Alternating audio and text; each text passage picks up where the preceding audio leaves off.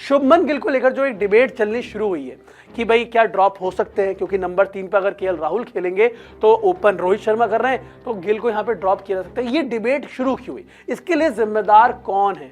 Team से अगर वो बाहर होते हैं तो इसके लिए भाई शुभमन गिल ही जिम्मेदार है। लगातार अगर आप देखें एडिलेड की मैच के बाद उनका बयान जो आता है वो काफी शॉकिंग होता है कि मुझे तो बॉल ही नहीं दिख रही थी, मैं सीम को पिक ही नहीं कर पाया। बीइंग एन यंग प्लेयर, अगर आप एक बात बताओ मुझे आदर्श यहाँ पे कि हम लोग यंग हैं, यहाँ पे अगर हम लोग आई साइड का बहाना बना लें ये कोई वो नहीं है, लेकिन अगर हमारी आई साइड ठीक है कंपैरिजन टू 25 इयर्स का एक बंदा और एक 50 इयर्स का बंदा, किसकी आई साइड ज्यादा अच्छी होगी? ऑब्वियसली 25 की। अगर हम 25 और 38 को कंपेयर करें फिर तो आप रोहित शर्मा और विराट कोहली या रविंद्र जडेजा, रविचंद्रन अश्विन, इन पे तो सवाल ही नहीं उठा सकते।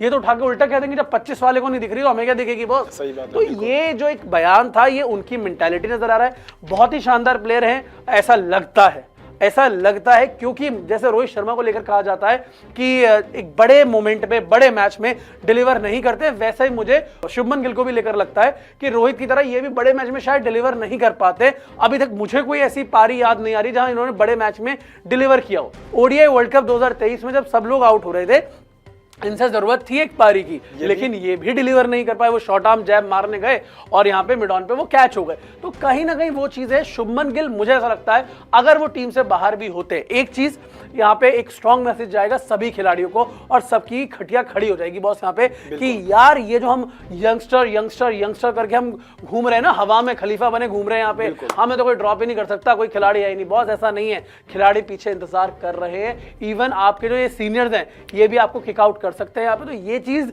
यंगस्टर्स के दिमाग में बैठनी चाहिए, चाहे शुभमन गिल हो, चाहे यशस्वी जायसवाल हो, चाहे ऋषभ पंत हो। हालांकि ऋषभ पंत को अब मैं यंगस्टर में कंसिडर करता नहीं हूं, लेकिन फिर भी मान लेते हैं कि ये जो 3 खिलाड़ी का लॉट है, क्योंकि ये फ्यूचर है इंडियन क्रिकेट का, इनको अगर स्टार्टिंग में एक हार्ड कॉल्स ले लिए जाए, इनको थोड़ा सा ना आईना दिखाने की जरूरत है। मैं बता रहा हूं ये अच्छा कमबैक करेंगे। हम लोग आपस में अगर बात करें, अगर हमें थोड़ा सा reality check time to time मिलता रहे तो हम लोग भी चार्ज अप रहते हैं। तो चार्ज अप रहने की जरूरत है।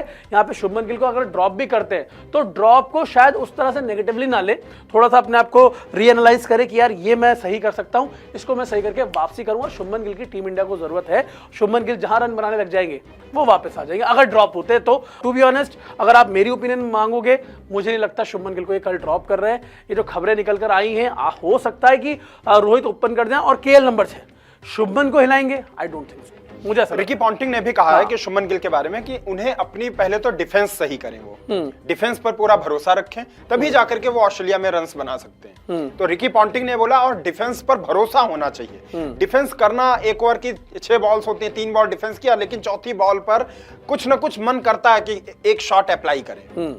उसी चक्कर में वही जो माइंडसेट है ना आदर्श कि 4-5 गेंदें हो गई, अब मुझे रन बनाने, वो माइंडसेट मुझे ऐसा लगता है कि पूरी टीम को ना थोड़ा चेंज करने की जरूरत है। अगर आप 2 ओवर भी रन नहीं बनाओगे ना और तीसरे ओवर में आके 10-15 रन बना दोगे, वो पूरा कंपनसेट हो जाएगा। बिल्कुल। और ये थोड़ा पेशेंस दिखाओ। आप इंडिया में नहीं खेल रहे हो, आपका होम सॉइल नहीं है, आपको थोड़ा पेशेंस यहाँ पर दिखाने की जरूरत है। आप लोगों को क्या लगता है कि यहाँ पे क्या शुभमन गिल को ड्रॉप करना चाहिए या नहीं? आप अपनी राय यहाँ पर हमें कमेंट सेक्शन में दे सकते हैं।